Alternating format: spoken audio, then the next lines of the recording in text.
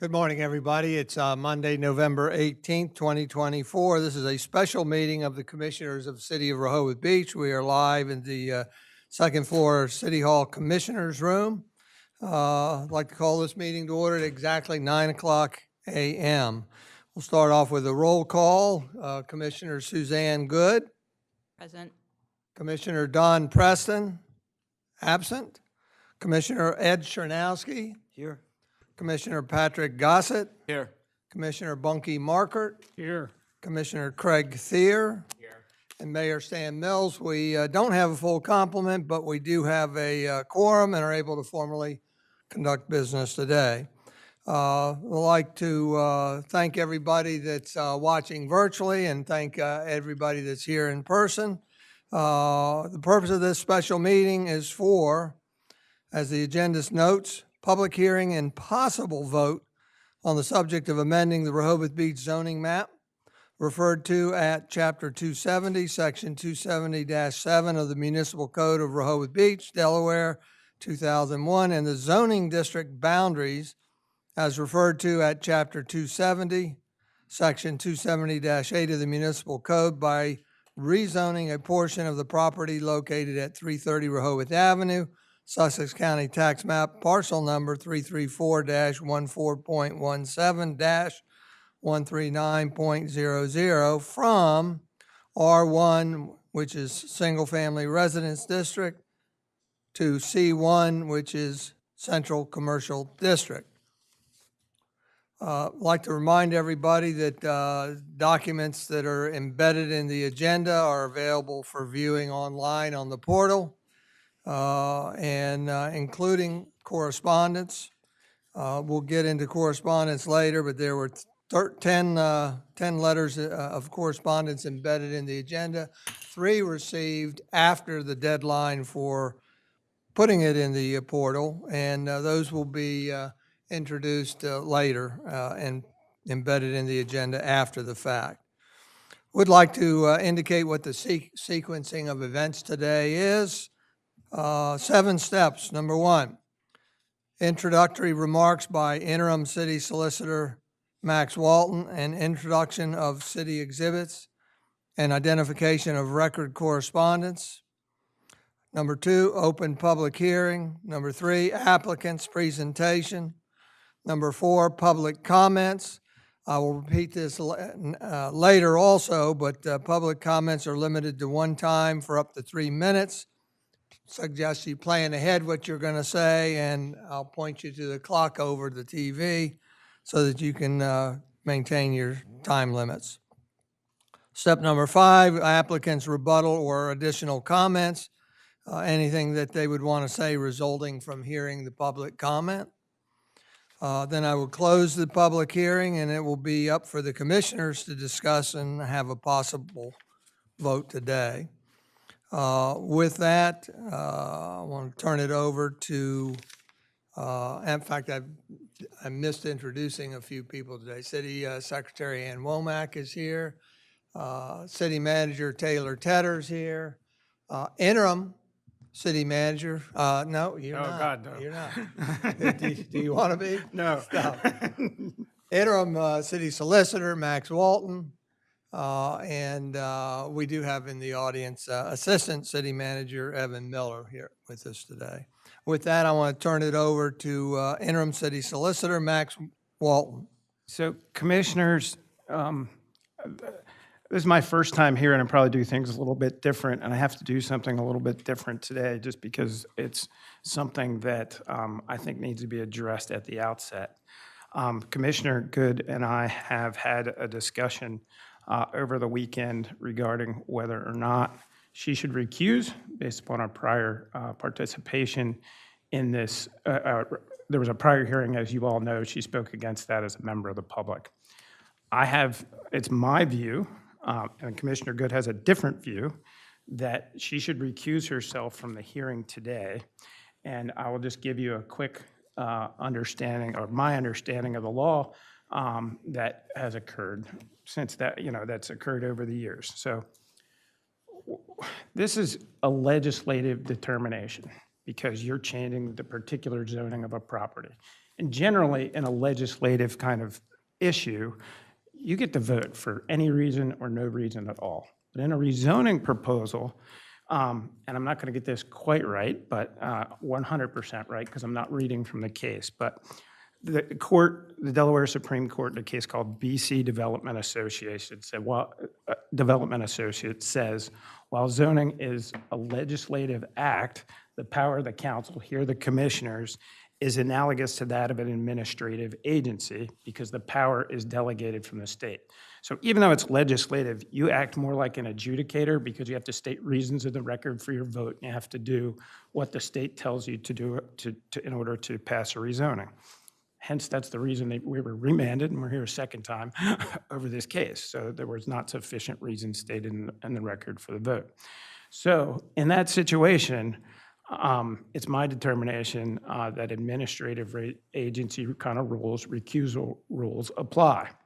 So it's long been settled that if a person speaks out publicly against a development proposal, they cannot later sit as an adjudicator. And that goes back to 1975, and it's a case called Adjournment v. Folsom.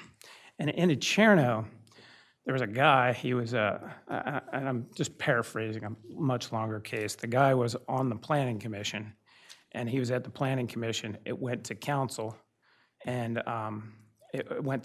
he spoke out against the proposal, the rezoning proposal at council.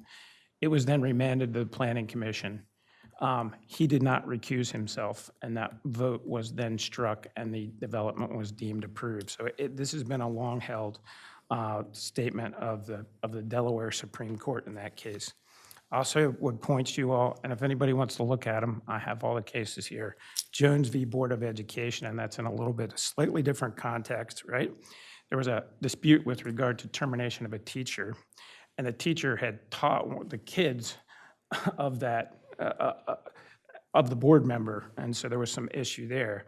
And that's the court held that when a board member is directly and personally involved in the very issue in which the board was adjudicating, the court can impute bias, right?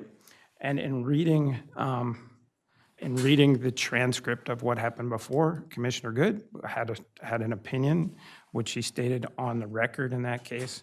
And so I believe that recusal is required.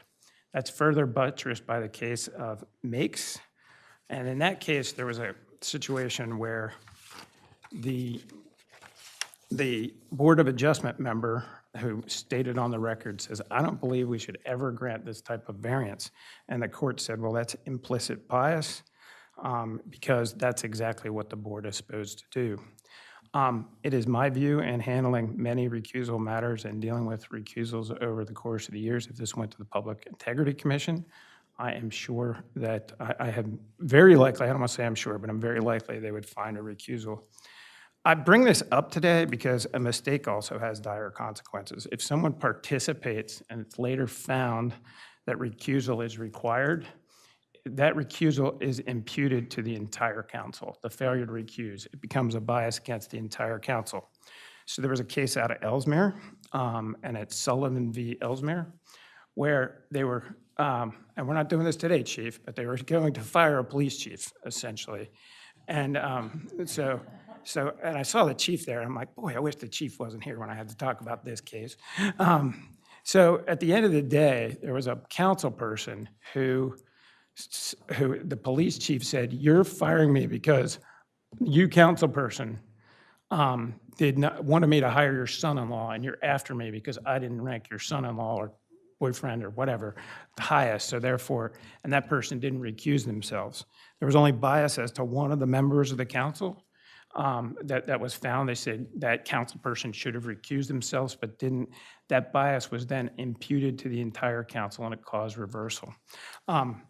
I have, and just so we're all playing with our cards up, I provided these cases to Commissioner Good over the weekend, and I'm going off the script that we discussed. It's my view that Commissioner Good does need to require, based upon the statements that she put on the record at the first hearing. It may to some appear unfair that Commissioner Good needed to recuse, and there was other commissioners here who participated in the hearing, the first hearing. I don't see that as a recusal issue because those members were made on the dais and not as a member of the public. You were here in your official capacity making a decision. That is much like, at least to me, much more like a situation where the Delaware Supreme Court remands an issue, which is what happened here, remands the issue to the trial court judge, and then the trial court judge sits as the adjudicator. I will say that I don't, from a personal level, disagree with, if you don't mind me saying, Commissioner Good belief that she was elected to do a job and she should be able to do her job based upon the comments, because that's what the voters brought her here to do. That's on a personal level, and I just want to say that. But I don't like this rule, but I do believe it's the law of Delaware that recusal is required in this instance. And so I would really like to say that Commissioner Good could participate, but based upon my review of Delaware law, I believe that she should recuse herself. And since we have a disagreement on that issue, I thought it pertinent and to bring it up to the commissioners. I've spoken a lot, and Commissioner Good, I don't mean any disrespect by any of this. I'm just trying to do what I think is right for the city. So I didn't know if you had anything against or in opposition to say, and then I would ask the commissioners to call for a vote. Commissioner Good? Well, I learned of this, I think Friday afternoon. That would be, 72 hours ago or less. And I did my own literature search or legal search. And in every case where a commissioner or a town council member was asked to recuse and decided it wasn't in the interest of the voters to do so, the repercussions for the legal case were not major. I believe that because 3 of my colleagues here voted in one direction or the other when this case came before the commission previously, as Mr. Walton just noted, their views are actually better known than mine for the following reasons. When I made a comment, it was over one of the Zoom sessions during COVID, I was not nearly as familiar with all the parameters of this property in terms of like the 21,000 C1 and the 19,000 R1. I only had a cursory knowledge of the case. I'm much better informed. I have far more knowledge of split zoning and the precedent or not to rezone. So I feel I bring a fresh perspective to it now versus my fairly casual involvement I think I spoke for less than 3 minutes at the time, and there's a transcript of it, which, by the way, wasn't great. I mean, it subbed out, I think, the word precedence for precedent. So, and my other reason for feeling that this is a bad precedent, in fact, is that any judge who looks at what happened today would have a real problem in a small town like ours in forcing people to recuse on a major development project. This town is too small for any citizen who lives here full-time, as is my case, not to be at least cognizant of major commercial projects and to have spoken probably to multiple people about them. So I don't see, based on what I've seen in both Delaware cases and North Carolina cases and a few others, that it makes sense when people have had a lot of back and forth, not as a citizen over something. I trust, having served as a juror in Georgetown fairly recently, I have a lot of faith in the judges in this state that they will have the common sense to not jeopardize this case based on my participation. Thank you, Max. Thank you. I think we should allow that, we didn't discuss this part, but I think we should allow the commissioners to ask questions if they have any, either of you or me. Is that okay? Absolutely fine. Any questions by the commissioners on this topic? Again, this is a unique situation for us. Max Walton's job as city solicitor is to protect the city. Herein, he's trying to protect the integrity of this process. So we would entertain any questions, because the result is he's looking for is to have a motion on the floor on whether or not to cause recusal of Commissioner Good. Any questions? Go ahead. Commissioner Gossett? Thank you. Just for clarification, since this is all very new here, as I understand it, then if Commissioner Good did not recuse and there was a question about that, that would impute upon all of the votes of other commissioners, and which could nullify the vote? That's correct. I don't like this rule either, but this is what the rule is, right? So in the case that I spoke, Sullivan v. Town of Ellesmere, only one of the, in that case, town council people had a disqualifying interest or had a bias. The Delaware Supreme Court, and that also happened in the Makes case, I can't remember if that was before or later, but it happened, they impute the conflict to the entire board and require reversal. Anybody? Commissioner Thier? In that case that you were just, thank you, Mayor. In that case that you were just describing, what was the step after, what was the next step after that? Police chief got the job back Okay. because it was a termination hearing. Okay. And hang on, I'm just going to read Oh, some of it. Mayor, may I add, while Max is looking Sure. through his, Commissioner that I Good? have no financial ties to Mayor, 330 I appreciate if Hospitality Max could Group. finish responding first, and then It's okay. Mrs. Good. Go Commissioner ahead and Good. finish. I'm looking for my, Because Max is leaving. yeah. I have no financial ties to 330 Hospitality Group. I have no financial ties to the construction industry, the construction sector here in Sussex County, which in theory will benefit from the development of 330 Rehoboth Avenue. So recusal normally arises from a conflict of interest, and I believe there is none here. Thank you. Thank you, Commissioner. Back to Max answering Commissioner Thier's question. I'm going to answer both. You're correct. You do not have a financial interest in this. This is really based upon the case law that has developed for an appearance of impropriety standard under Delaware law. So that the statement from Sullivan v. Town of Ellesmere, it says the prevailing perspective is that the bias of one member of a multi-member adjudicatory tribunal taints the entire tribunal's decision and deprives the party subject to the tribunal's judgment of due process. This is true whether or not the biased member's vote is necessary to the judgment.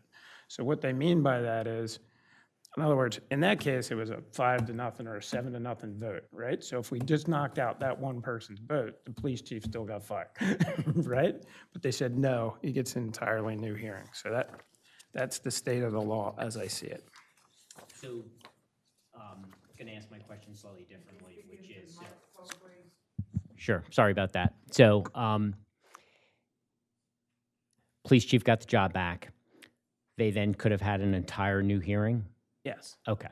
Do you know if they did have an entire new hearing? Not that it really applies here, but I'm just I curious. do not. I mean, Okay, it says, and that's fine. That yeah. So in the case here, if I guess we're talking about a police chief here, we're talking about a rezoning here. So just to make sure I'm following correctly, they would throw out if Commissioner Good did choose not to recuse herself, and it does ultimately get thrown out or overturned. My language may not be correct here. Then we would have to do, if we chose, we would have to do an entire, or someone chose, we'd have to do an entire new rehearing. that's the most likely scenario. Okay. So there are cases, and I didn't go and research this, but I teach on this. There are scenarios. I remember there was one with a cell tower in Sussex County somewhere where the court granted the issue or granted the application. I think that was Board of Adjustment, though. So the most likely scenario is that you reversed and you come back, which is what happened the first time here, and then you do it over again. So I don't want to foreclose that there'd be another one, but I think that would be the likely scenario. Okay, thank you, I appreciate that. Thank you. Any other questions up here? Commissioner Shanowski? Max, you said that you wanted to take a vote. My understanding has always been that it is the individual's decision to recuse themselves or not. I have a different perspective on that than your prior counsel. I believe that if you have a situation like this, whereby I'm very strong on this issue, I do think recusal is required. I don't want to put the city in a position where the very first argument in any legal challenge is the recusal issue. And I believe it needs to come before the council for a vote. If you guys vote down and say proceed, I will defend you. I will defend you. If you say Councilwoman Good should, or excuse me, Commissioner, I get my jurisdictions messed up. If you guys vote and say that she is allowed to participate, I will defend you, and I will take the argument that the standing precedent of the Delaware Supreme Court should in good faith be overturned, but I can't, under current precedent, say that recusal is not required. If this was a grayer area, I might say that would be on the individual. I don't view it to be gray. So per recommendation of the interim city solicitor, I would entertain a motion to ask or require Commissioner Good to recuse from today's public hearing.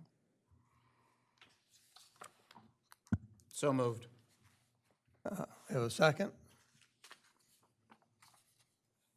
Second. We have a motion by Commissioner Patrick Gossett and a second by Commissioner Thier to request a recusal of Commissioner Good for the reasons stated by the city solicitor. Is there any further discussion?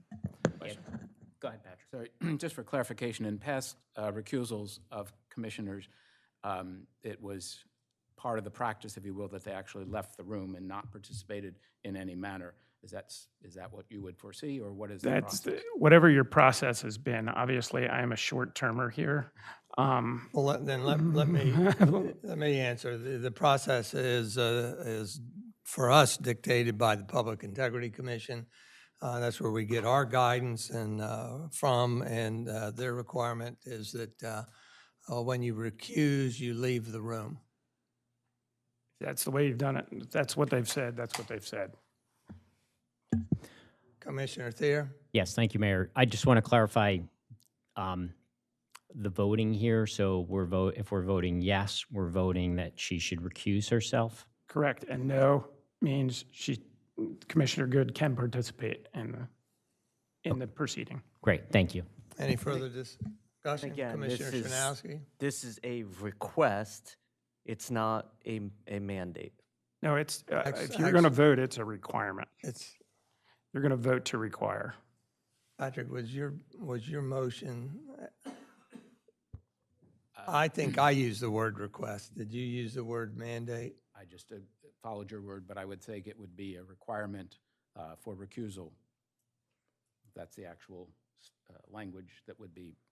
Max, are you certain that my colleagues have that authority? The other cases in Delaware, the town council person did not recuse following a vote to request a recusal. It wasn't a mandated recusal, it was a requested It was, so recusal. am I certain?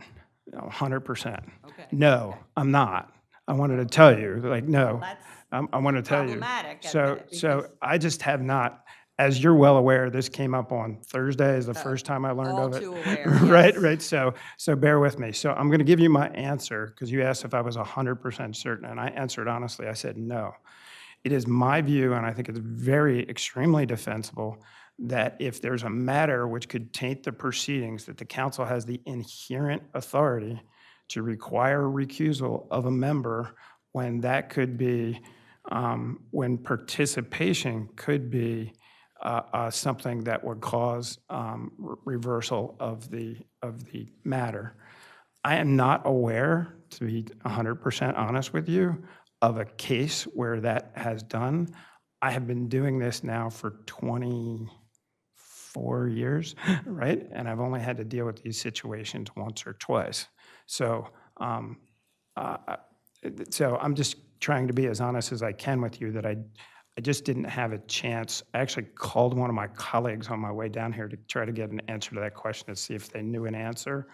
But I can certainly defend the requirement that in a situation like this where there is a recusal, I can certainly defend that requirement. I do believe very strongly that the body, the city, has the inherent authority to require recusal in this instance.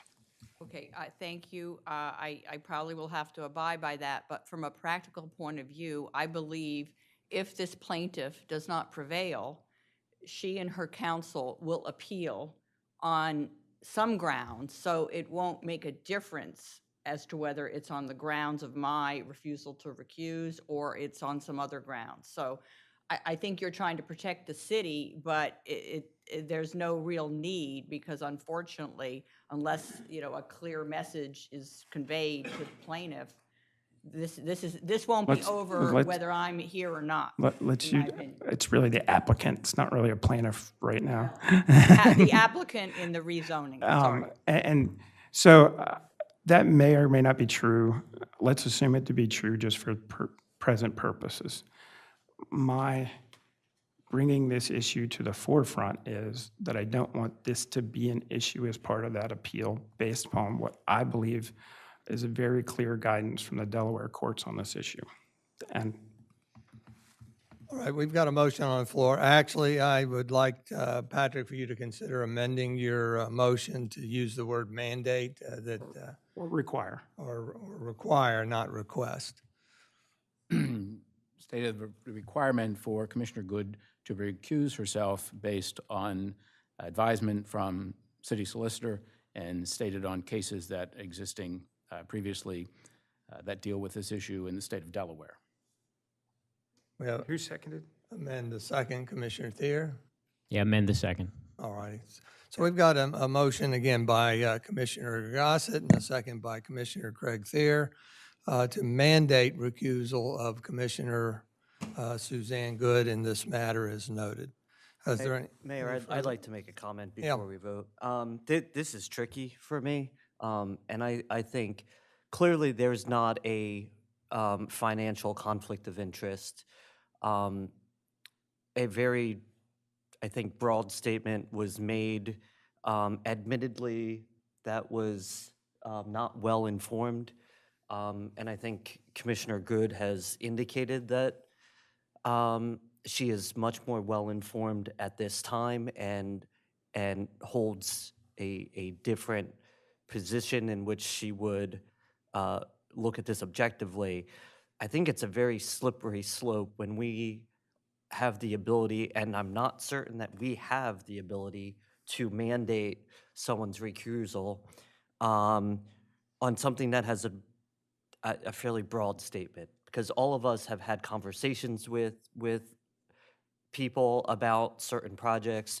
All of us have made public comments in this body in the past, either pro or against development in general. I think you could say that many people up here, there could be a perception of bias. And I think this is a very, very slippery slope. And I, for one, don't feel comfortable with it. Well, then your vote can reflect that. Any further discussion? If not, we'll do a roll call vote. Again, the motion is to mandate recusal of Commissioner Good for the reasons stated earlier. A yes vote means that she would be required to recuse herself. We're going to do a roll call vote. Commissioner Shanowski, No. Commissioner Gossett, Aye. Commissioner Markert, Regrettably, I vote aye. Commissioner Thier, Aye. Commissioner Good, Nay. and the mayor votes yes also, citing that legal cases were presented to support recusal And I think this is for the better. With that, the vote is 4-2, and recusal, I'm afraid, is mandated, and you'll need to remove yourself from the room. Thank you, Commissioner. Thank you.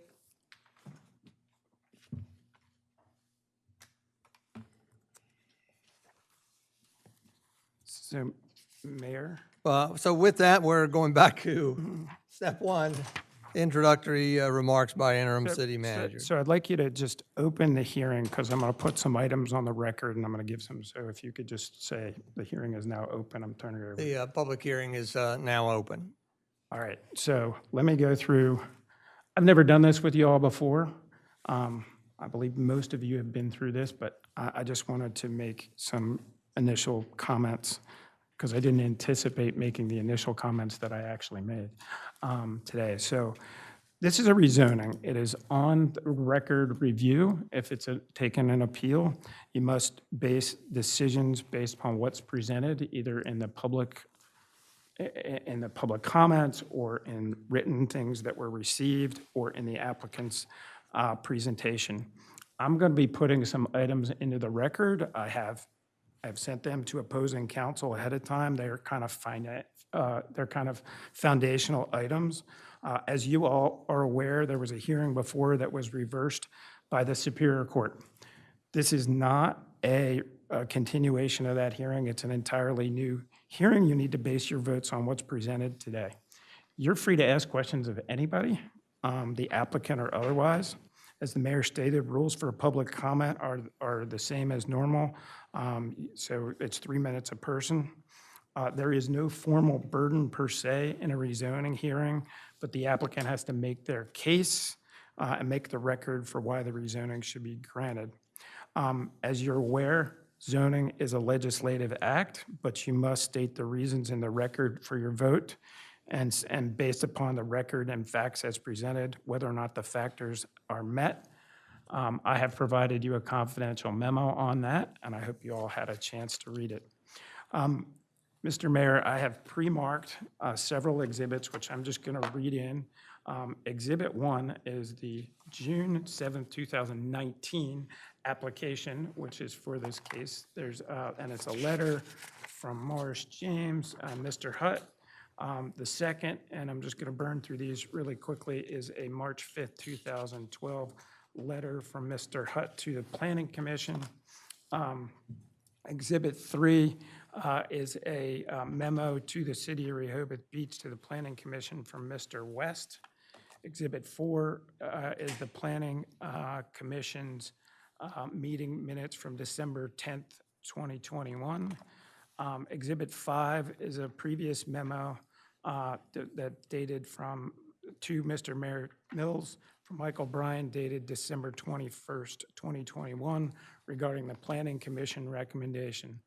The next item for the record is the decision of Judge Robinson, dated July 23rd, 2024, causing the remand in this matter. Exhibit 7 is essentially, we have to publish this in the newspaper 15 days ahead, and it's the items showing that this hearing was published as appropriate. There's a meeting agenda, which is now Exhibit 8. And although we were not required to do so, we did it anyway under the code. So there's a mailing. And can you tell me how far away the mailing went? Is it within 300? Okay, thank you. It's, Max, I'd also like to correct you on that. sure. It's not for Exhibit 8, it's a public notice, it's not. I messed that up. Yep, it's a public notice. You're exactly right. Sorry about that, Ann. Thank you. Thanks for correcting the record, and you already corrected me once, and I messed it up the second time. So there was a mailing that went out to folks within 200 feet of the particular application. There is an Exhibit 10 is the draft ordinance that, if this passes, would be executed. I just make that part of the record. Mr. Mayor, I should ask you this ahead of time, but didn't. I usually identify who wrote in the public comment as part of my statements. Is that? That's fine. So, all right. We have and I'm just going to read into the record, a email from Elizabeth Trey, and I'm not going to read all of the comments, but she says she strongly opposes the rezoning of 330 Rehoboth Avenue. I have a email correspondence from Deborah Marson, who also opposes the request. I have a note or an email from John and Susan Romer, who opposes the request. I have a email from Lynn and Sorba Saravita regarding this property, and so they are also in opposition, and there's plenty of correspondence relating to that, going back to the Planning Commission, which is also part of the agenda. I have a letter dated November 7th, 2024, from the Rehoboth Beach Homeowners Association, signed by Pam Baker as president, also including and attaching the comments from the prior hearing. I have an email from Jennifer Frink, John and Jennifer Frink, right? Let's see, voicing their opposition to the rezoning. I have a email from John Dewey, who opposes the rezoning request. I have a letter from Judy Poinsett, just saying that she opposes the rezoning. I have an email from Sylvia Williams to Ann, that she is opposed to the rezoning. I have an email from John and Chris Erdner to the mayor and commissioners, requesting denial. I have an email from Alexandri. Can you help me with that pronunciation, Mayor? Do you know that person? Gorbinovich? As close as I can get, I'm sorry. So communicating objections to the proposal. And then I have appears to be a memo from Michael Strange dated November 15th for the public property to be, and request that the rezoning remain as is. Max, I'd like to just make note that the last three that you referenced are the ones that we received too late to be embedded in the agenda, and they will be embedded after the fact. So I want to also include, I didn't hear you say it, but there was a memo from Curson, the Cursons, that was part of the packet. I didn't know. let me double, I didn't print it out, right? Okay, So, all right. so I'll double check that. All right. It appears that it is, maybe it just didn't get printed out. I'll work with Ann. Do you have it? I'll put it in. It's in the agenda. It's Yep. listed on the agenda. So, yeah, there's a memo from Stephen and Sandra Curson, which is not in my packet, but I'll add it to my packet, Okay. and opposition to the rezoning. And I don't know why that happened, so sorry about that. Thank you for correcting it. So with that said, and Mr. Hutt, I will get you the 3 or 4 that came in later. I will send them to you. Okay, thank you. With that, Mayor, fortunately, I can stop talking now. All righty, so we'll go to the next step, which applicant's presentation. Mr. Hutt, turn it over to you. I think the easiest would be for you to use the lectern, please. And of course, start off with identification of yourself and representatives, please. Good morning. For the record, my name is David Hutt. I'm an attorney with the law firm of Morris James. This morning, I'm representing the 330 Hospitality Group, which is the owners of the property at 330 Rehoboth Avenue. With me this morning, they were sitting in the same row as me, and since we were sitting in the front, most people probably saw us, at least the backs of our heads. In the same row as me on the far right is Betty Gallo and her husband Sal. They're on, again, the far right, your left, where you're looking from. And sitting on the inside, the closest to me, was Don Lockwood, again, another one of the principals of the 330 Hospitality Group.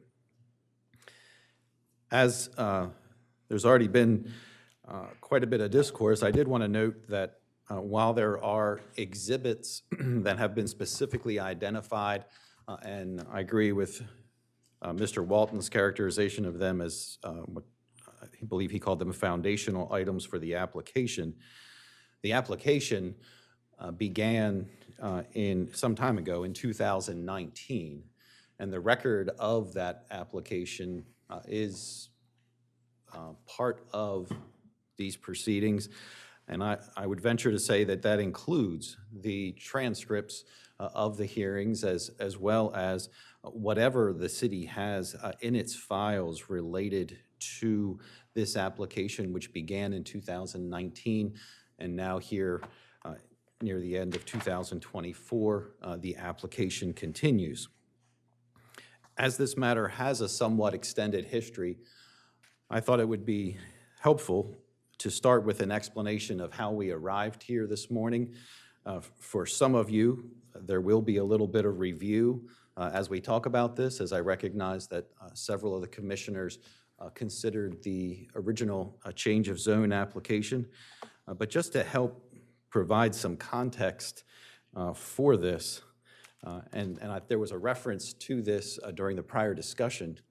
And we often date things now as things that occurred before COVID and after COVID, given the significance of that event in our history. But this is a pre-COVID event. And then it went on during COVID. There was a reference to this, but I distinctly recall sitting with Ms. Gallo and Mr. Lockwood in my office while everyone was on Zoom hearings and conducting the public hearing at that time with respect to the protocols that were in place during COVID with all the masking and the separation distance between everyone. And so this application arose before that. We started in public hearings, much like we are here today in this room, went through the COVID process, and now we are back here. The history of the technical side of this application began in 2018.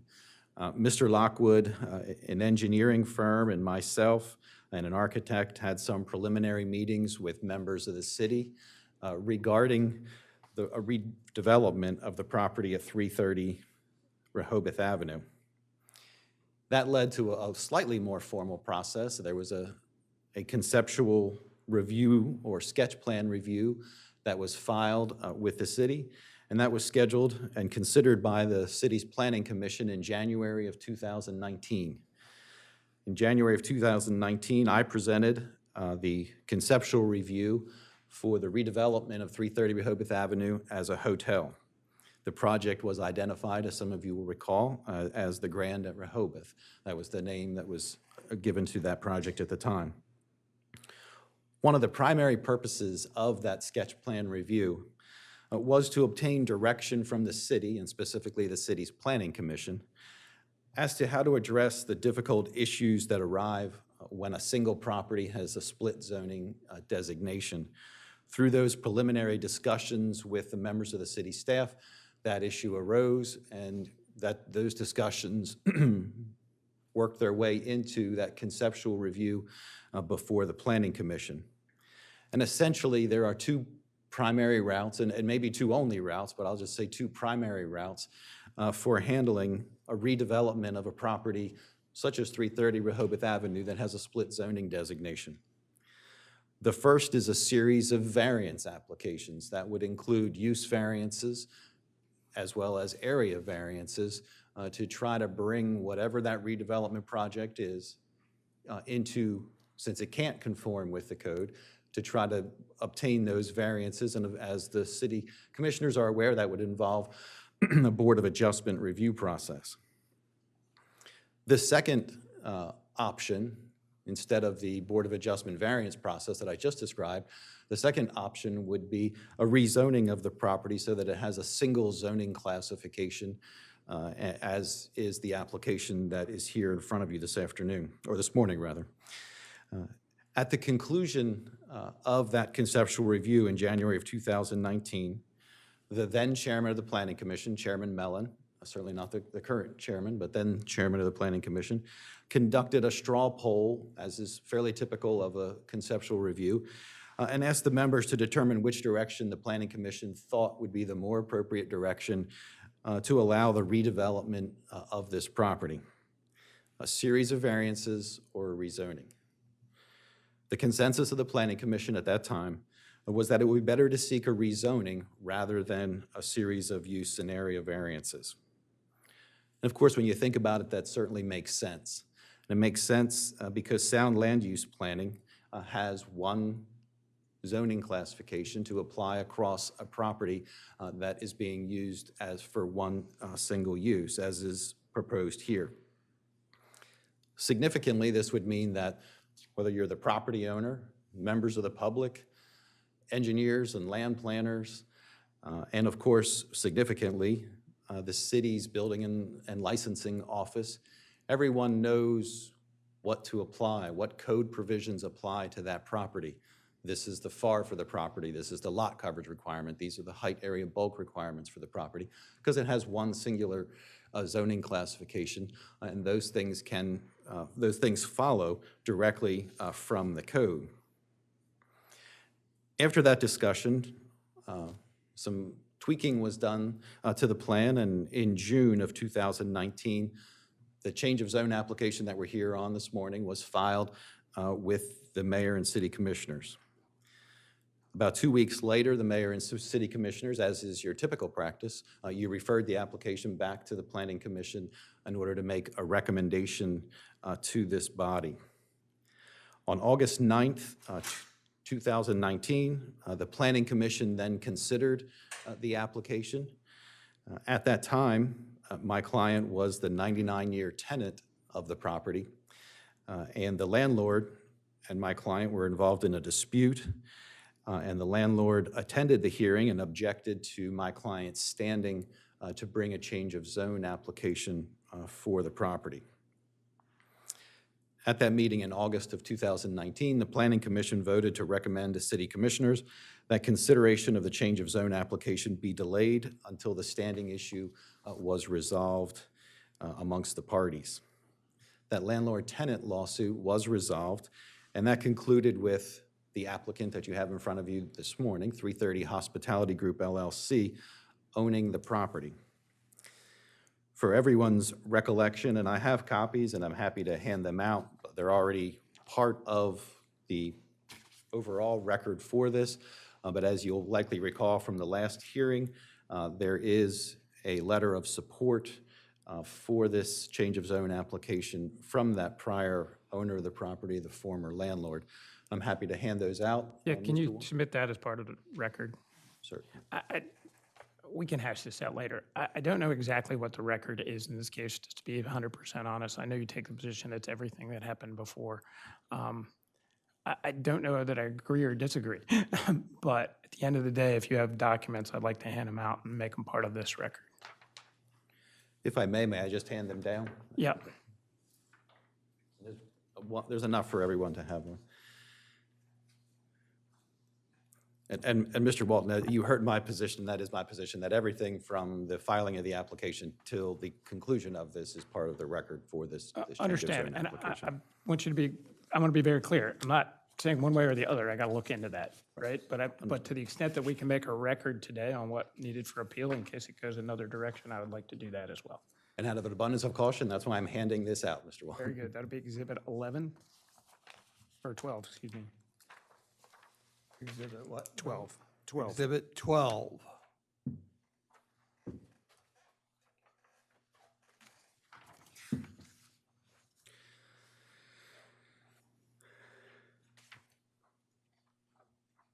With the resolution of the landlord-tenant dispute between those two parties, when that concluded, a request was made by myself to ask that the stay on this matter that had existed in order for that resolution to occur be lifted, and that the Planning Commission begin again to reconsider the change of zone application.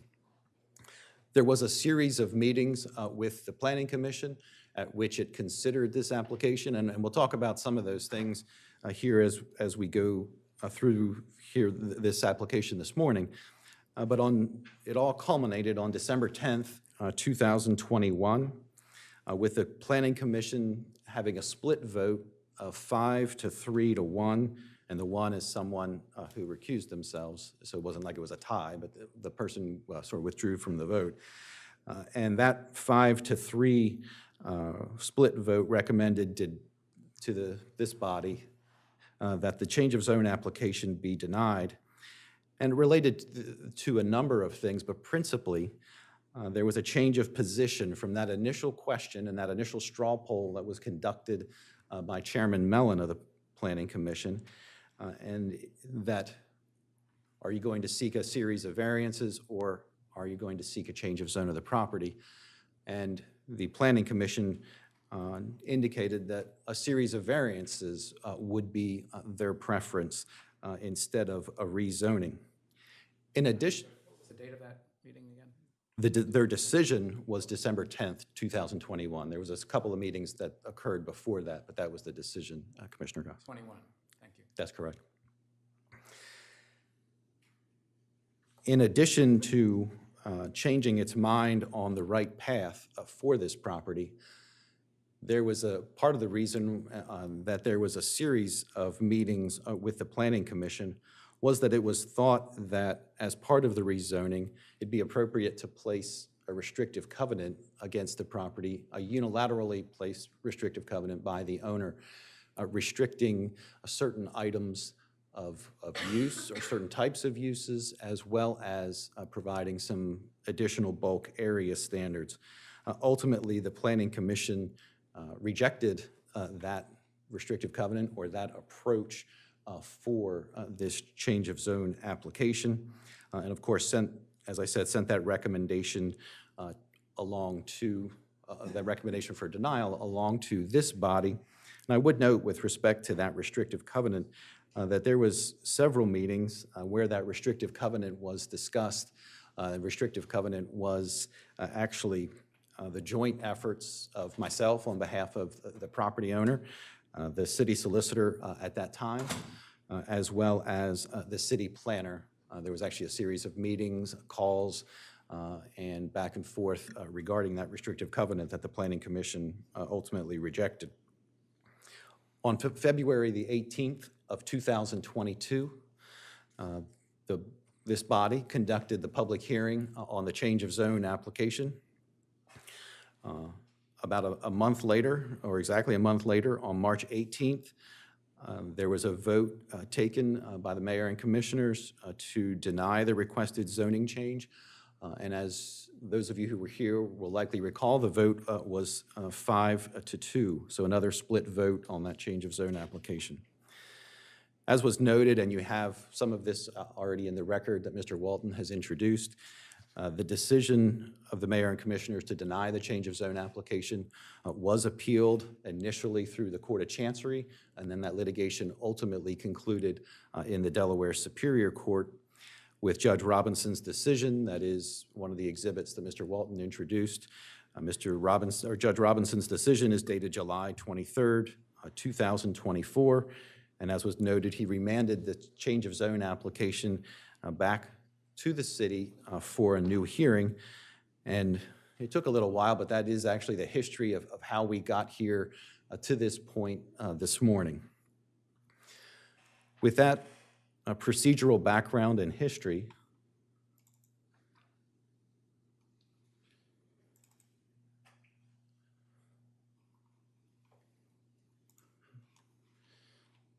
Mr. Hutt, while you're getting that up, is it okay to mark the packet you left for the commissioners as Exhibit 13? yes, and do you all have a copy of these slides? Because if you do not, I have a copy for everyone. Yes, we do. Thank you, Ms. Wilman.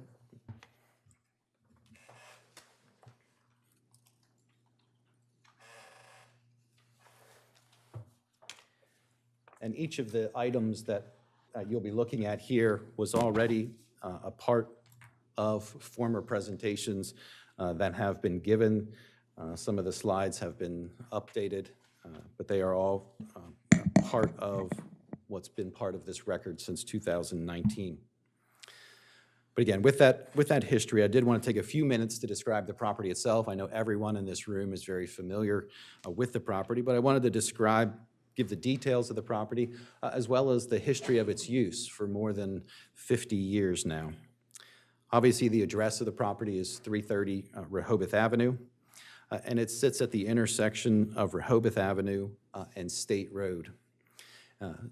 For the benefit of everyone that's either online or here in the room, the cursor is showing the location of Rehoboth Avenue, and of course, State Road comes in at an angle into Rehoboth Avenue. The 2010 Comprehensive Development Plan, in its transportation section, specifically identified 2 entry streets on the street map for the city of Rehoboth Beach. And of course, everyone here is familiar that there are 2 entry streets from sort of the outside world into the city of Rehoboth Beach. And those 2 streets are, of course, Rehoboth Avenue, which has also been designated by DelDOT as State Route 1A, and State Road, which is designated and referred to by DelDOT as State Road 1B. This property, of course, as you can see on the survey that's shown on the screens around the room, fronts on both of those entry roads into the city itself. Along the Rehoboth Avenue portion of the property, you can see it's shown on the survey. You can see the outline of the building that is located there.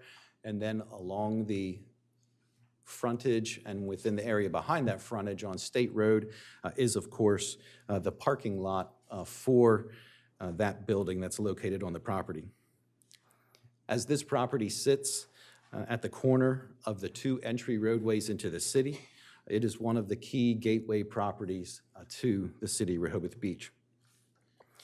Behind this property and immediately behind the building and improvements that are located along Rehoboth Avenue, and you can see it's shown on the survey.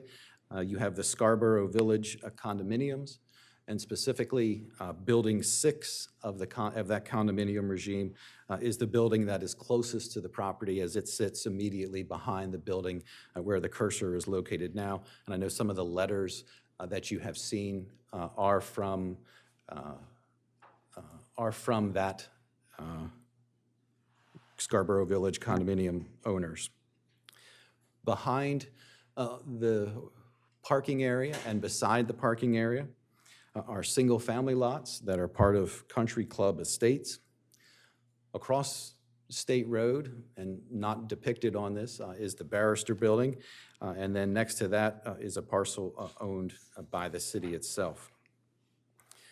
The original application that was filed in June of 2019 was a letter application addressed to the mayor and commissioners, and it provided even more details regarding the property and the surrounding properties. It included the survey that you see on the screens around the room, prepared by Foresight Services. And just so there are some details of the property that were, again, referenced a little earlier, the total area of this property at 330 Rehoboth Avenue is 42,494 square feet. For the people who are quick with math, that leaves the property 1,066 square feet short of being a full acre of land. Also shown at prior hearings, and again, this is one of the things that helps, one of the exhibits that helps to clarify this application because it's much easier to visualize it. This is an aerial image, then with the city's zoning map laid over top of it to identify the split zoning of the property. The property itself is outlined in red. You can see it along the borders of the property here. With the property being outlined in red, you can see, and I am not good with colors, admittedly, I believe it's a yellow-ish or tannish color that is along Rehoboth Avenue, and then what appears to be a blue or a purple color along State Road. Mr. Hutt, if I may interrupt, just a question, clarification.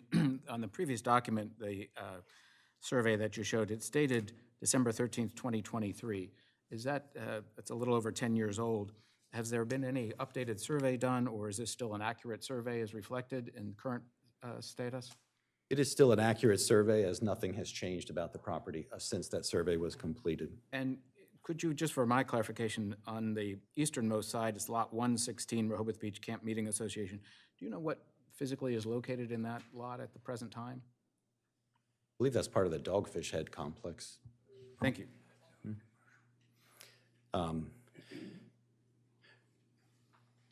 With respect to the two zoning classifications, that split zoning classification, again, I've moved back to the exhibit showing the colorized version of that aerial image.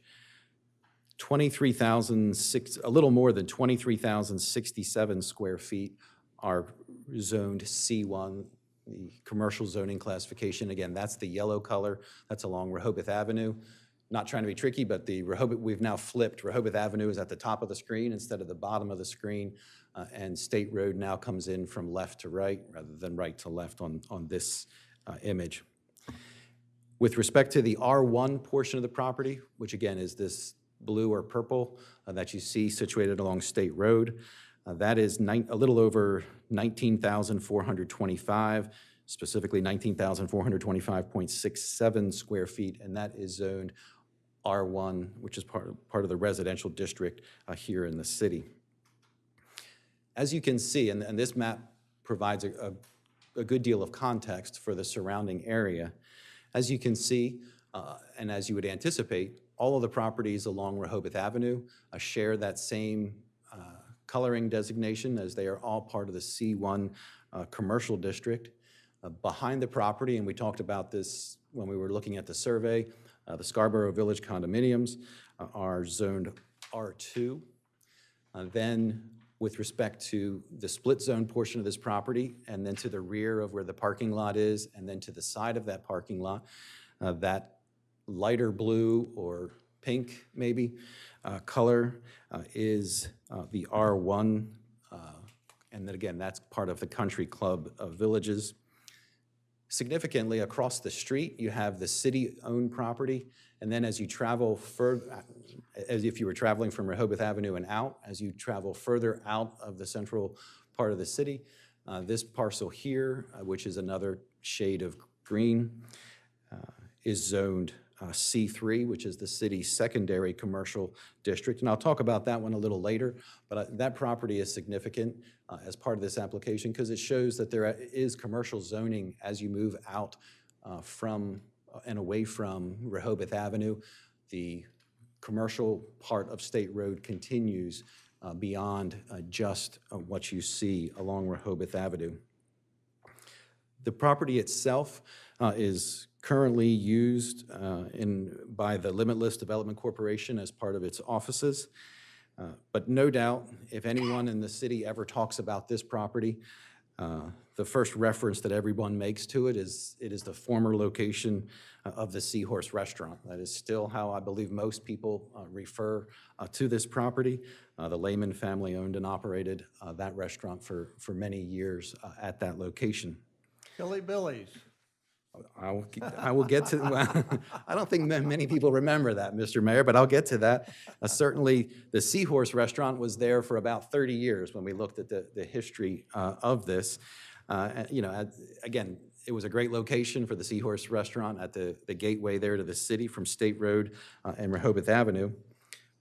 Before it was the Seahorse, it was operated by the Gundrys as the Horse and Buggy Restaurant. So it began as the Horse and Buggy Restaurant, which apparently wasn't what most people remember it by, became the Seahorse Restaurant. And after the Seahorse closed its doors, then for a little bit of time it was DiNardo's. And after DiNardo's, Mr. Mayor, you are correct, it was Chili Billy's. And then after Chili Billy's, it was used by Ocean Atlantic Sotheby's as an office complex. And now, of course, has an office use for Limitless Development Corporation. With that background on the details of the property itself and the surrounding zoning classifications and the commercial history of this property for now more than half a century, one of the questions that got raised repeatedly during the Planning Commission meetings and in fact the prior public hearing before this body was, how did this split zoning occur? It's a natural question to ask because it's, again, not something that would be preferred for a property. And like Mr. Walton, I can't tell you 100% certain on this point, but I can tell you that we did do research into title searches. We looked at various plots and maps and historical documents regarding this. And what appears to have occurred is just the joining of these properties over time and the fact that there's a piece of this property that exists between two of what everyone will recognize as the significant landmark or founding projects of the development of the city of Rehoboth Beach itself. And I'm referring to the Rehoboth Beach Camp Meeting Association as well as Country Club Estates. Those are two of the initial projects that formed much of what you see today as the city of Rehoboth Beach. To help explain this a little bit better, and again, this was previously used. What I did was removed some of the handwriting and so that people could read it better. And you can see that I've identified three component parts of the 330 Rehoboth Avenue parcel, which is one tax parcel within Sussex County and its taxation jurisdiction.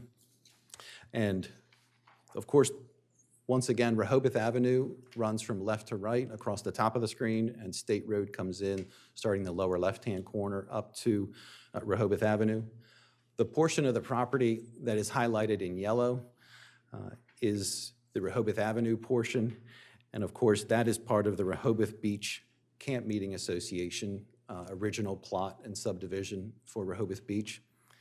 The crosshatched area in red is an area that exists between Rehoboth Beach Camp Meeting Association and Country Club Villages and doesn't appear to have ever been part of any of those projects. And I'll show you that in a moment on a record plot. And then the green triangle that you see there is, of course, a portion, or at one point was a portion of Country Club Estates, Section 3. Curiously, it is marked as Lot 1 of Country Club Estates.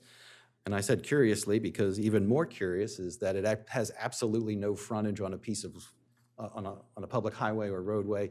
And so to call it Lot 1, I think is being generous.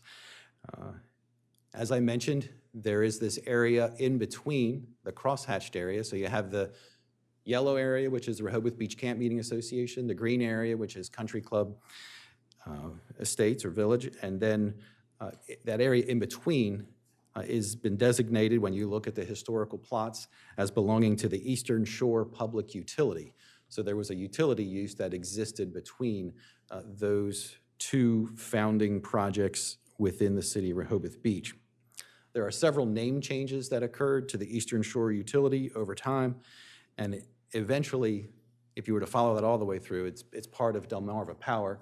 Of course, everyone knows that there's no utility substation or any other utility use of that property. And in fact, it's been used as the horse and buggy, Seahorse, Chili Billy's for more than half a century. But at that time, it was still designated as R1? Those conversations would have preceded when there was zoning classifications for those properties. This next slide is actually from the Recorder of Deeds in Sussex County. This is one of the plots showing the Rehoboth Beach Camp Meeting Association. There's actually several pages to this plot because it is one of the more significant, of course, foundational subdivisions that created the city of Rehoboth Beach. And as you can see, Rehoboth Avenue now runs from the upper left-hand corner of that plot down to the center of the lower part of the page. And I've highlighted in yellow at near the bottom of the page where the lots that are part of 330 Rehoboth Avenue are on that plot. As you can see, what everyone knows today as State Road at that time was Old Bay Road and did not connect to Rehoboth Avenue. As you can see, there were lots that went directly across Rehoboth Avenue where that intersection is presently today. But again, you can see that where Rehoboth Beach Camp Meeting Association subdivision plot ends. And so if we look at the next slide that you have in your packets, this is Country Club Estates, Section 3 that I referenced earlier. And I've highlighted in yellow that Lot 1, that triangular portion. And I've also highlighted, for ease of reference, that Eastern Shore Public Utility reference. And you can see where that's located then immediately adjacent to that triangular Lot 1. That's part of Country Club Estates.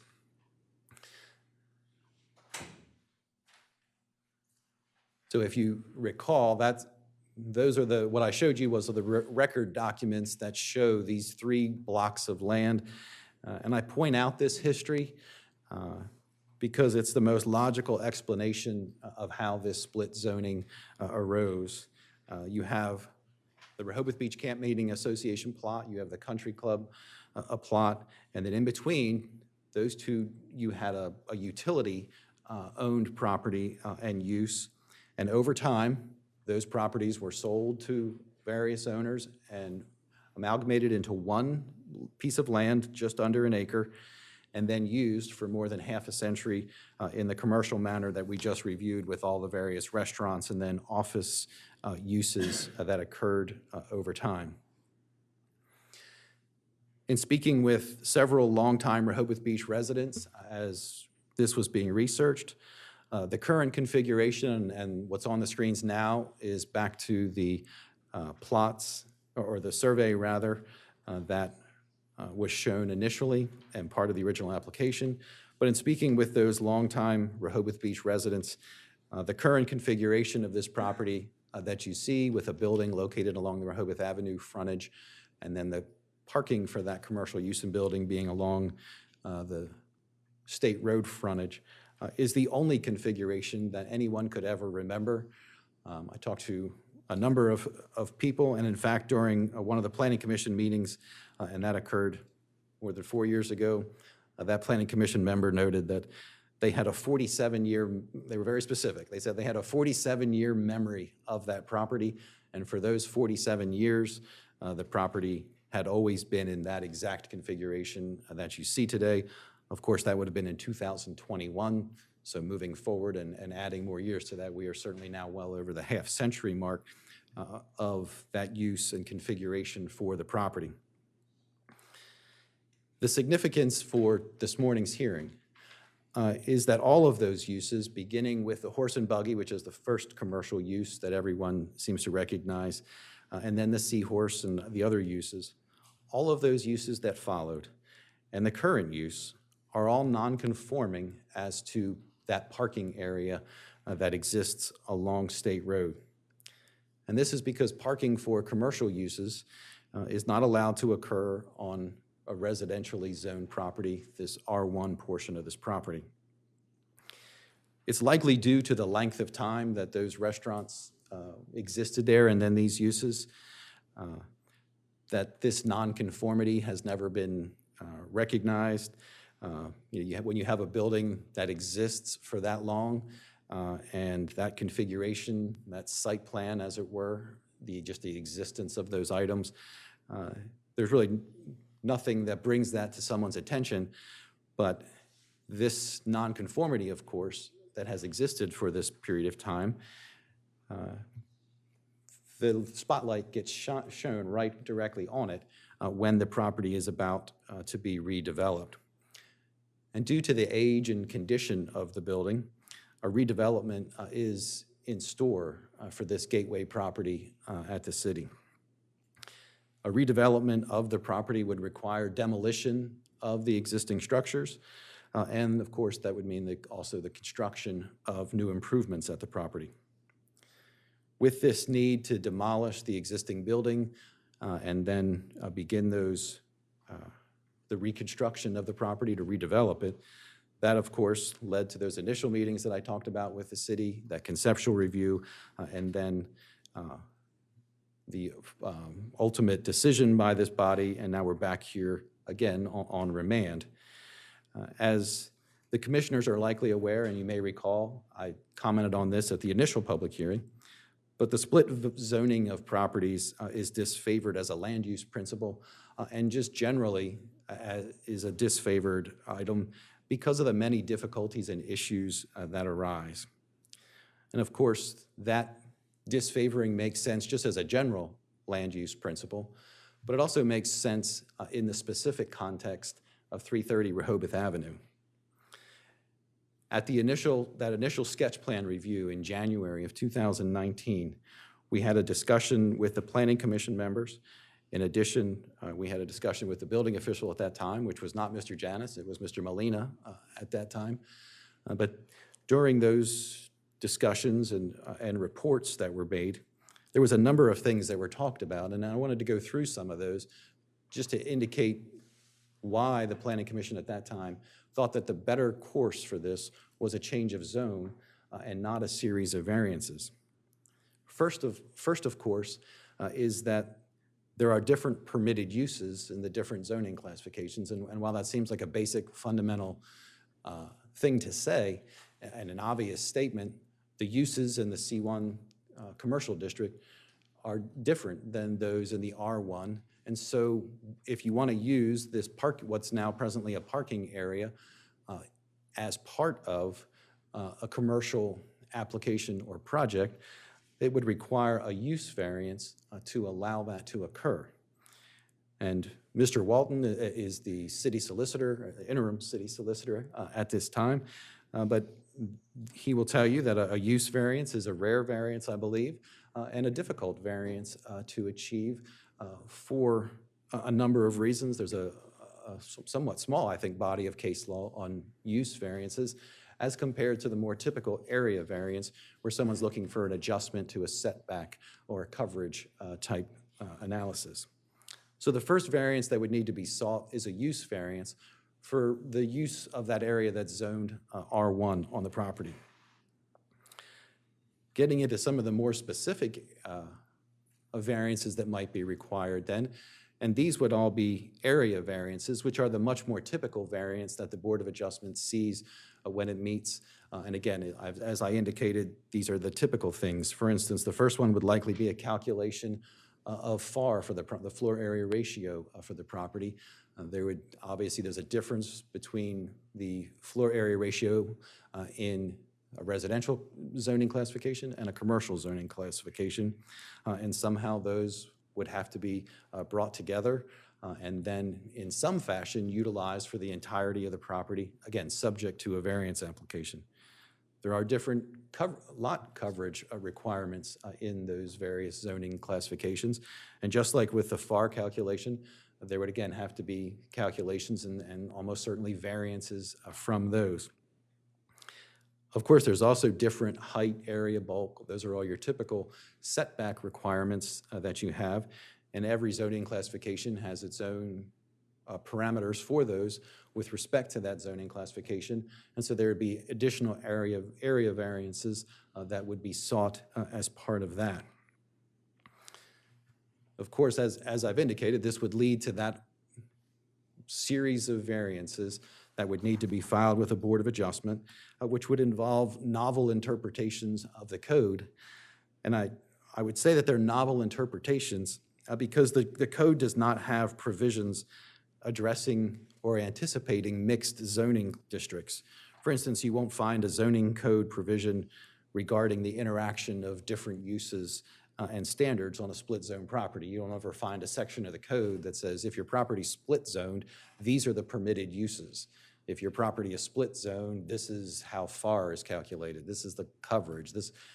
Because the zoning codes, and Rehoboth is not unique in this regard, that is how zoning and zoning codes operate and function, is that you anticipate that the property that has one use on it, or that singular use, is going to have a singular zoning classification to apply whatever those standards are in that zoning classification to the property. For all of those reasons, from the very outset of this matter, a rezoning application was agreed as the best path forward for the redevelopment of this property. But I would say in addition to that, one of the goals of any redevelopment, and it's set forth in the city's code, is to bring properties into conformity with the code. That's always a goal. And so the goal of any redevelopment and the goal of the redevelopment of 330 Rehoboth Avenue should be to minimize or at least reduce the number of variance requests that would be part of that. And that is particularly true when you have a property that sits at the entrance, the intersection of the two entryway streets into the city itself. When you look at the redevelopment or revitalization of properties in the 2010 Comprehensive Development Plan, it talked quite a bit about the success of the renewal of Rehoboth Avenue. And I know, Mr. Mayor, you and I talked about this, or during the public hearing process, we talked about this, that the Comprehensive Development Plan didn't really address this area of Rehoboth Avenue specifically. When you look at the 2010 Comprehensive Development Plan, it was focused certainly on the first two blocks and the redevelopment that would be and the redevelopment that would occur there, and did in fact occur there over time. The redevelopment of this site would be a continuation of that, certainly at this end of the other end of Rehoboth Avenue. And there already has, over time, been a renewal and redevelopment of that area. As most of you will recall, Dogfish redeveloped that whole area, which is one or two properties down from this site, which revitalized and redeveloped this area of Rehoboth Avenue. Moving back a few years from that, on the opposite side of the street, of course, the Cultured Pearl redeveloped and reconfigured its location within the city. And I think that shows what good planning does. When you start to revitalize one part of a roadway, that revitalization often continues as other properties want to make sure that they've kept up with that revitalization. Of course, when you move even further west on Rehoboth Avenue, there are a number of active and popular businesses that have arisen since that 2010 Comprehensive Development Plan, including Rise, Egg. And of course, as you move further out, then you get to the museum and those other destinations. In the executive summary of the 2010 Comprehensive Development Plan, one of the priority actions for the city was to encourage and assist interested property owners in the creative redevelopment of properties on Rehoboth Avenue and its connecting streets. And I recognize that given the length of time this application has been pending, that there was a 2020 Comprehensive Development Plan that has also been adopted. And stated a little bit differently, but in a similar way, the 2020 Comprehensive Development Plan and the Executive Summary and Vision Statement at the beginning has a section on the position on redevelopment potential. And it states that the city should continue to consider opportunities for redevelopment of commercial properties subject to the overall planning goals set forth in this Comprehensive Development Plan and the city's code, especially their provisions requiring compatibility and consistency with the city's existing small-town scale, architectural character, and pedestrian orientation. The request to rezone this property resolves that and is in keeping with those directions from the Comprehensive Development Plan, whether it's from the 2010 version or the 2020 Comprehensive Development Plan. Mr. West's report, which was identified as one of the exhibits to this, concluded as part of this process that based on this cursory, and I'll read from his report, based on this cursory review of the current Comprehensive Development Plan, that would be the 2010 Comprehensive Development Plan that Mr. West was commenting on. But based on this cursory review of the current Comprehensive Development Plan, policies, a change to C1 could be consistent with policies promoting revitalization in corridor and gateway areas, but could exacerbate concerns related to impacts to adjacent residential uses. Mr. West's report notes that there's a conflict that could arise between the redevelopment of this property and we would submit that changing the zoning designation eliminates that. But this is not and I noticed that one of the comments that was made about this was that this rezoning application would be a spot zoning for the application. And I would respond to that by saying that extending commercial zoning along State Road, when this property that it abuts, the majority of that property is already commercial zoning, is certainly not spot zoning. Spot zoning is something that is, if there was an area further away from Rehoboth Avenue where there wasn't any commercial zoning that existed, and you took one 50 by 100 lot and said, we think that 50 by 100 lot would be an appropriate place to have a commercial zoning classification. That would probably better meet the definition of what a spot zoning is. Having the R1 portion of 330 Rehoboth Avenue, again, the majority of that lot's already zoned commercial. Extending that commercial zoning classification is certainly not spot zoning. And as I mentioned earlier, I'll return to this point, the commercial zoning classification, while it's a different commercial zoning classification, but the commercial zoning on State Road actually extends out past the edge of the property at 330 Rehoboth Avenue.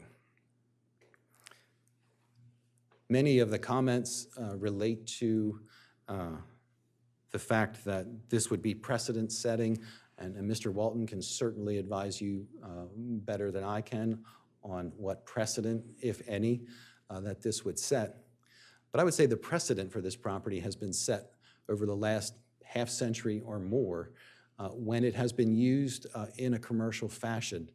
You can see, depending on how good your eyes are, you can see underneath the zoning map the aerial image that exists on the screens around the room, and you can see the commercial activity that has been going on at this property for more than half a century, because you can see the parking lot and all the various cars that are in that parking lot. Today's request, of course, is that the mayor and commissioners grant this change of zone request to allow the redevelopment of this property at the gateway to the city. That concludes my presentation, Mr. Mayor, and myself and the other members that are here are happy to answer any questions that you or Mr. Walton or anyone else may have. Before we move on to commissioners' questions, I clerk for Bill Quillen, and Bill Quillen always said you have to have evidence, and attorneys is an evidence. So can you just have someone stand up and affirm what you just said? Certainly. Mr. Lockwood. Yes, I will. Yeah, you could come. you need to be sworn.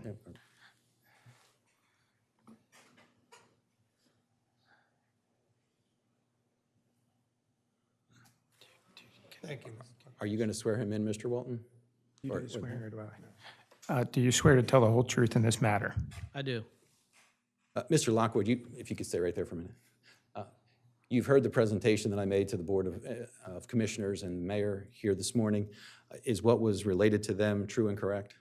Yes, everything Mr. Hutt said is true and correct. And would you adopt that as the testimony of yourself in this matter?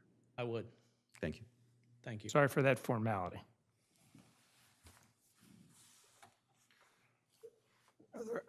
Before we go to the members of the public, this is, after all, a public hearing. Are there any questions of the applicant by the commissioners up here? Mr. Hutt, just one, again, some clarification. On your presentation of the Rehoboth Beach Camp Meeting Association Recorder of Deeds Plot Book 84, page 602, where you show the handwritten in State Road, do you have any Yes. date on that particular, the creation of that document originally? I do not. It's the early 1900s, but I do not. Even at the Recorder of Deeds, this is one of those, and when I say Plot Book 84602, and now I'm getting way into the weeds on title searching, and I apologize for that. But it's actually not a plot book. This is actually a part of the deed books. They actually put the deeds in the plots at this time, and that's why they don't photocopy well, and they haven't stood up to the test of time very well. But this plot is at least the early 1900s, and it actually might be the late 1800s. Again, this is one of those foundational documents that established most of the lot structure that you see from Rehoboth Avenue, I guess, and north. So there are no deeds that correspond to these lots? Is that what I understood you to say? No, let me back up for a minute. Sure. What happened was the Rehoboth Beach Camp Meeting Association owned this block of land. It placed this subdivision plan, it recorded it at the Recorder of Deeds. Almost every deed from that area, Rehoboth Avenue North, that's within the city's limits, references these seminal plots in their deed. So it's been referred to for more than a century. Again, if you were to if somebody were to buy a property on Rehoboth Avenue, absent it citing a modern survey, it's going to cite to the Rehoboth Beach Camp Meeting Association plot found in Book 84, page 602 of the Recorder of Deeds. That would be the title reference to it. So there isn't a deed per se with respect to this. This was a subdivision plot, much like if you were going to take a piece of property today and develop it, you would record what you see on the screens around the room right now to create the various lots. This is how the lots in this area of Rehoboth were created. Thank you. Anybody else? I have two questions, Mr. Hutt. One is referencing the Planning Commission's stated path forward for you all to either go to the Board of Adjustment or the rezoning path. I know you indicated they first came out with, I believe, recommendation to go the rezoning route. And then secondly, they changed their mind to go to Board of Adjustment. I remember reading in the report where they made a recommendation to go to the Board of Adjustment. Is that your understanding, the last recommendation that the Planning Commission made on the path forward? That is correct. That was the underpinning for many of the reasons when the Planning Commission voted to make its recommendation to this body. To go to the Board of, to you to go to the Board of Adjustment. And of course, that never happened. The other question is related to the future land use map. We have much more familiarity, I think, with that map since you first appeared in front of us.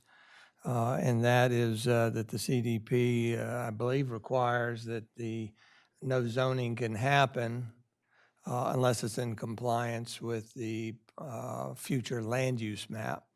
And it is not in compliance with the future land use map. In Tom West's report that you cited earlier, he does state in there, I don't remember what year that report is, but he did state in there that he recommended that you all go for the plus review so that you could look into updating the future land use map so that it would reflect this zoning. And I don't recall that you ever did that.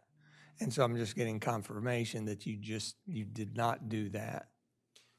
It is correct. As you know, the city was working on the 2020 CDP and frankly working on that future land use map concurrently with while this application was pending in front of the Planning Commission. And Mr. West did suggest that that would be another approach, would be to go to the Office of State Planning Coordination and have the project reviewed. That did not occur, and frankly, the reason it did not is because the city at that time was in the midst of the comprehensive development plan. There was a request from this applicant to consider that piece of property specifically and its designation within the comprehensive development plan. The future land use map in the current comprehensive development plan does show this property, this portion, it shows a split designation of future land use, but that future land use map shows that for every property in the city of Rehoboth Beach. I mean, it shows it reflects its zoning classification on the city's zoning map. It doesn't anticipate a change, but changes can occur. The Office of State Planning Coordination has a process. Should the board and commissioners be in favor of this change of zone request, then the city typically would file an application with the Office of State Planning Coordination seeking to update that future land use map so that the future land use map and the zoning map end up being consistent with each other. And that is the typical process that I've seen in the municipalities here with respect to those types of applications. Well, and my contention is going to be that because we have gone through a rezoning before where the future land use map did not reflect what was requested, and it had to go in front of the plus group and we in fact had to vote for the change to update the future land use map so that it would reflect what the proposed zoning request was. before we could even consider the rezoning. And so I'm saying, questioning whether there's a disconnect here, that it's done backwards. That's it right now. Yes, yeah. I'm sorry, again, new here. This is just for the ordinance, which I found out about this hearing 5 days ago, bear with me. The ordinance that's here does not, that I was given, that I copied and put on the record, does not contain a request to amend the future land use map. Does that present a problem? It, nothing is easy to answer in this matter, Mr. Walton. Right, I I don't would mean, I don't mean to put you on the spot. I just trying to get this right. The difficulty is that the future land use map that you're amending is adopted a couple years after this application is filed with the city. And so there's to me, the disconnect, Mr. Mayor, that I see is that the time that has elapsed and what has occurred since the filing of this change of zone application and then where we are today in this process. It would be all well and good if it was just as easy to have a remand and everybody pick right back up as if nothing had transpired in all the time that existed. But of course, things have transpired. The city's adopted a future land use map. The city's adopted a comprehensive development plan. And so certainly some version, Mr. Walton, of the comprehensive development plan would need to reflect this.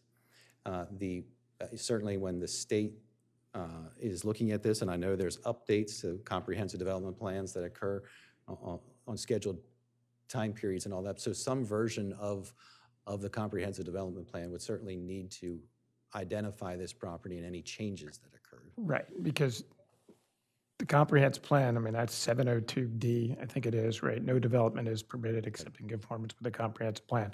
So before you could ever build whatever you want to build, I don't even know what that is, you would have to get an amendment to the comprehensive plan. That would have to be updated, whether or not the rezoning passes or not.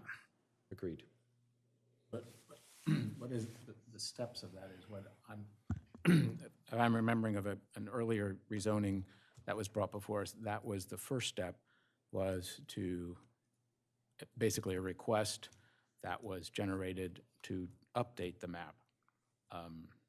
And I understand timing here with the update of the 2020 CDP, but wasn't the delay in the process of this kind of paralleled that your client had withdrawn or there was a dispute on ownership that put a pause on the application process?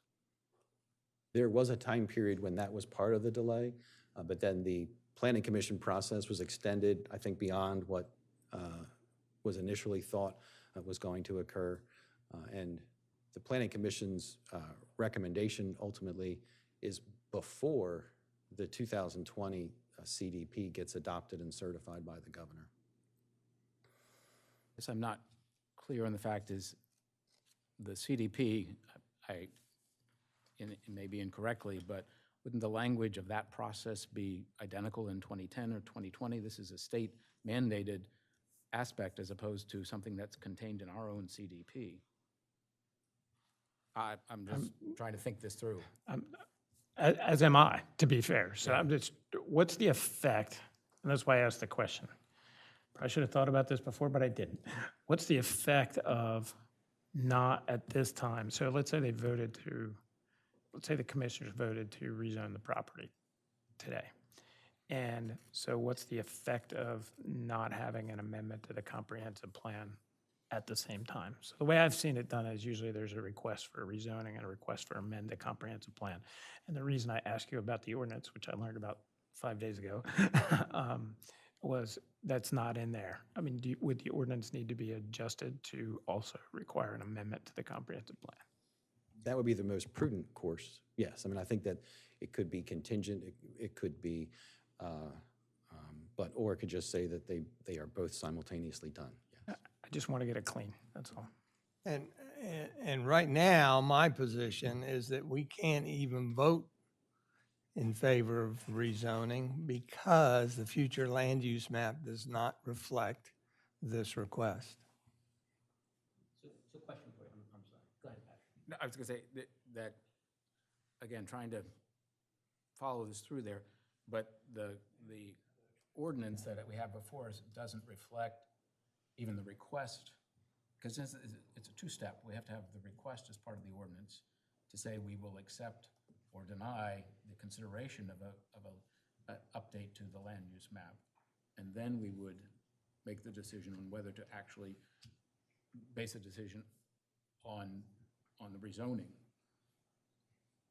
And that is based upon past practice that we did, that for the very last rezoning that we did, followed that exact path with the instructions by the plus group that if we were considering a rezoning, we had to do step one, vote on whether or not to accept the updated future land use map. And then if that was favorable, then we could go to step two, which was to consider the rezoning request. So I contend, based on that and that process and the guidance from the plus group, that we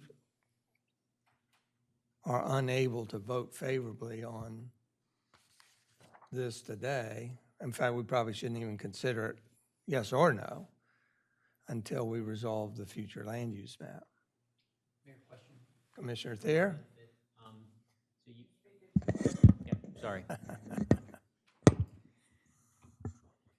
You had mentioned, you had referred to a previous example or situation where you went through a process and the plus group said you had to vote on amending the CDP first.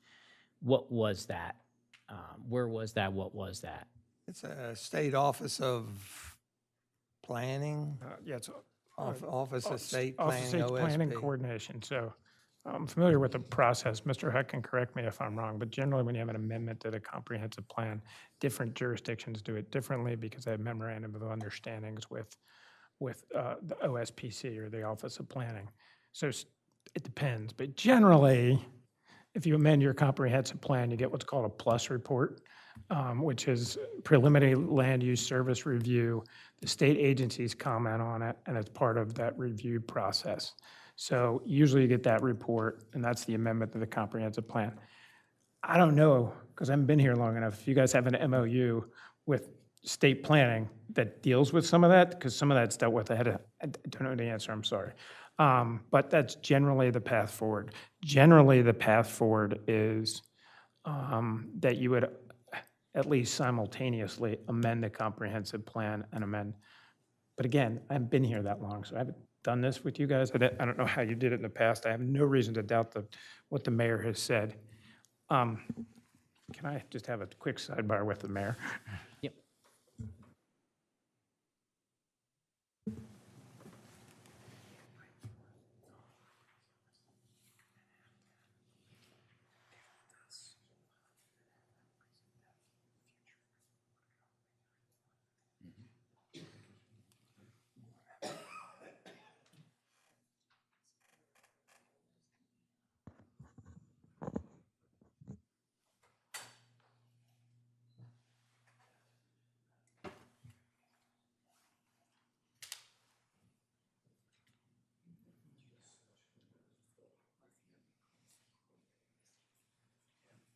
I'm sorry, Commissioner Thayer, I cut you off. I was trying to work something out. Go ahead. Did you have a question for me? No. Okay. I have another question, I think, for the mayor if you're done. Yeah. One more, yeah, go ahead. Okay. Did you want to go to? No, we're actually, I want to take a short recess, but would you like to get your question in Nah, first? we can take the recess. Okay, we're just going to take a short recess, probably 5 minutes.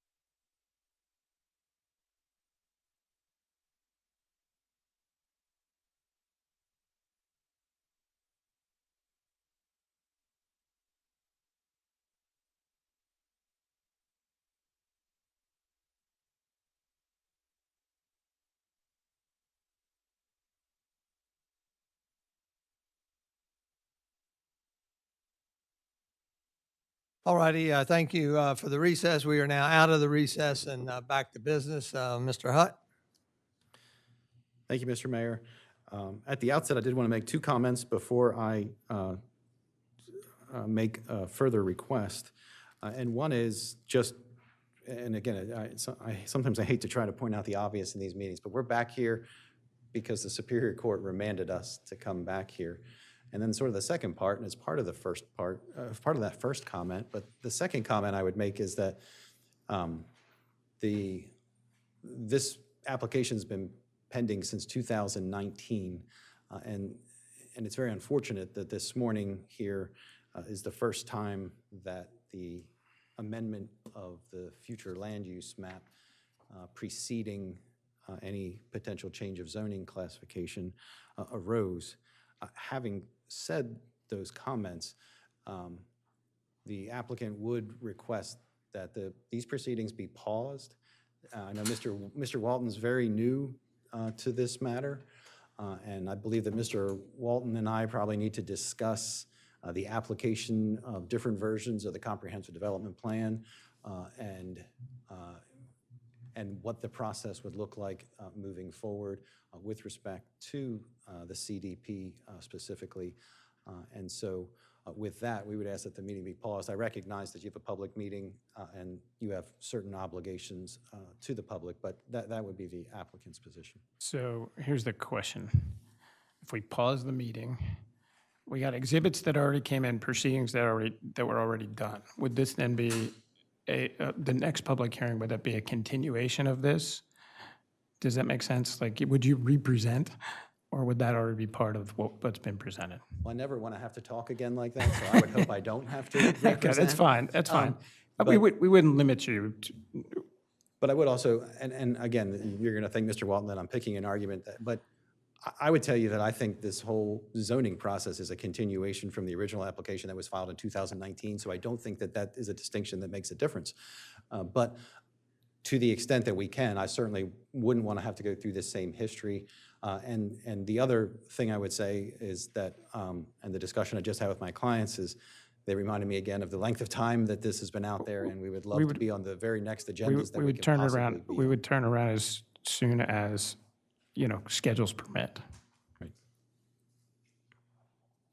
Mr. Hutt, would you be amenable to, since this is a public hearing, going ahead and offering for anybody that wants to make a comment to allow them their time? I actually think the city probably has an obligation to do that, but I would have no objection to that. All right, thank you, Mr. Hutt. With that, are there any members of the public that would like to comment? Keeping in mind that we do have the 13 letters, 10 are embedded in the agenda, the 3 extra will be added. And so this is your opportunity if you would like to make a comment live. Anybody? Go ahead. Go ahead. What I'd like is, you have a 3-minute limit. We'd like you to state your name and your relationship to the city. And the clock's And up I there. can watch the clock over there, okay. My name is Lynn Srivastava, and I did submit a letter for this meeting. In fact, I've been involved since 2019 and have been involved in many of the meetings that have taken place. And I just want to say that I'm a proud homeowner in Rehoboth, and I have a lot of respect for the comprehensive development plan that you alluded to today. I think that, makes a lot of sense in this day and age to have a plan to work with.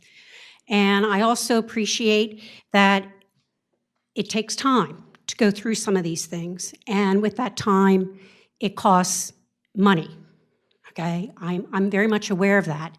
But that should not get in the way of making a good decision and having you informed with what is most important for the city of Rehoboth.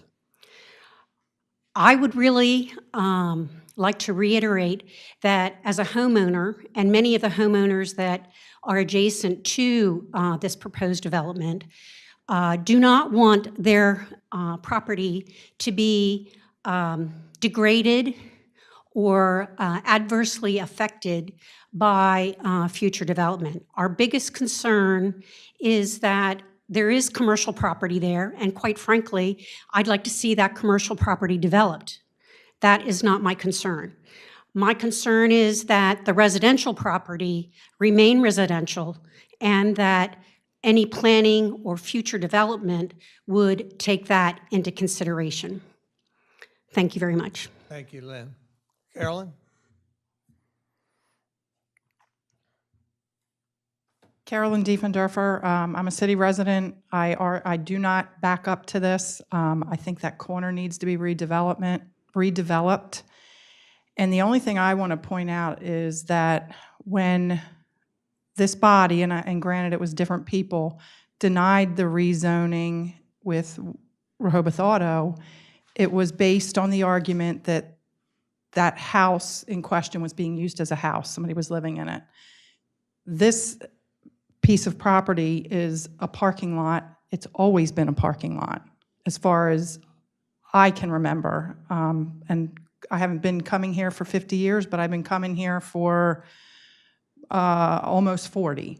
And it's always been a parking lot. So I just want you all to keep that in mind, that the argument that was used for Rehoboth Auto was how was that property being used? And this is being used in a commercial way. Thank you. Thank you. Anybody else? Yes, sir. Come on ahead. Your name and relationship to the city, please. My name is Saurabh Srivastav, and I'm the husband of Lynn.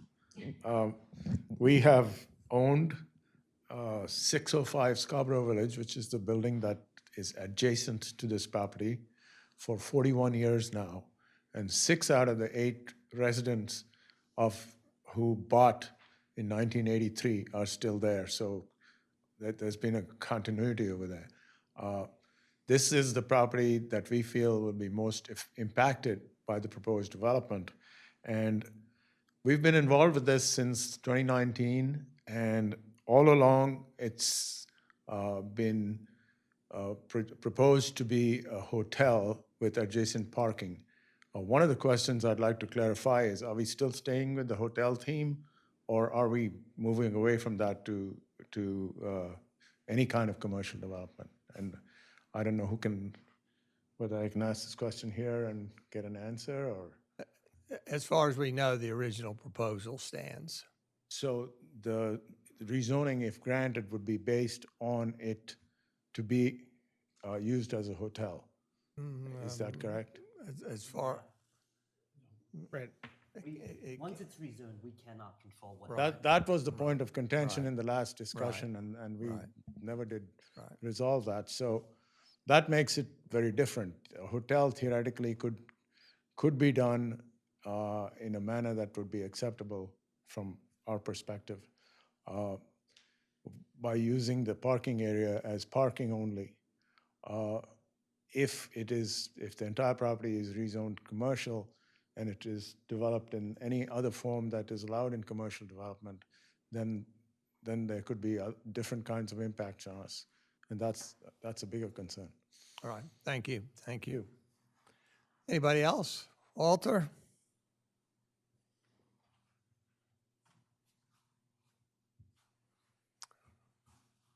Morning, Walter Brittingham, 123 Hennepin Avenue. What I'm going to say is not got relevance to here, but many years ago, Lisa Thorogood wanted to rezone. She wanted some use of the property on Stokely Street across from Rehoboth Elementary School, and a lady across the lake who had done her research made a rather passionate request that she had been to planning and zoning, et cetera, and knew that because the zoning was fixed, talking about the city of Rehoboth, that she had done her research and knew that nobody would ever build across the lake from her.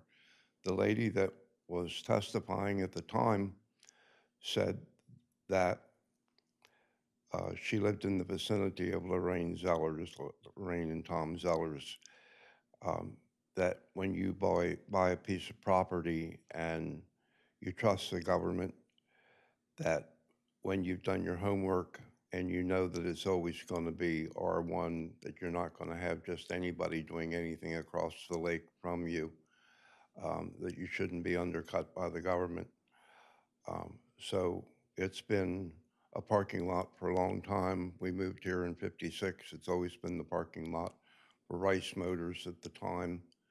But it's always been a parking lot. It's never had a density other than the parking lot usage, and it ought to stay the same way. The people that live backed up to that property should not be undercut. Thank you.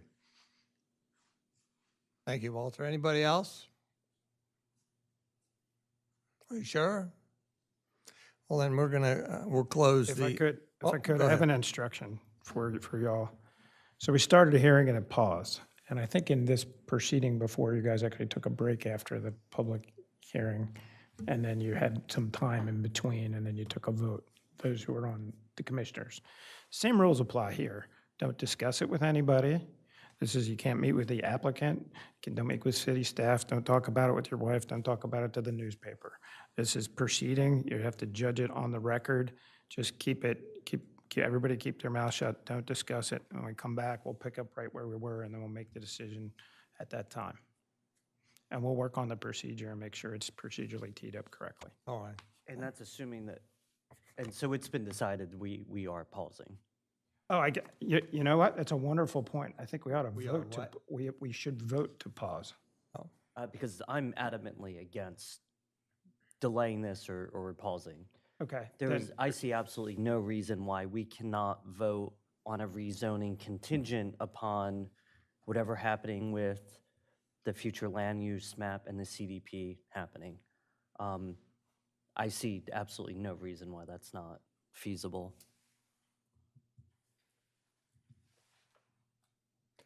And I think we ought to take a vote. Just to clarify, though, that pause or request to pause was made by the applicant.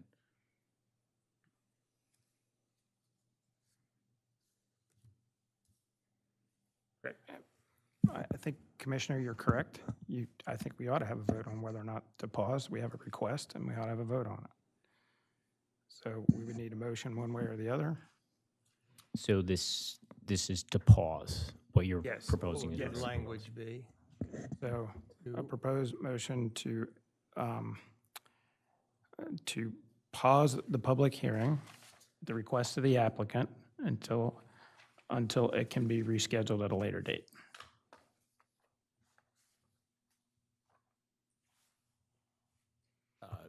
So moved in that regard, that the later date can be accomplished on a schedule of all parties' participation. Second.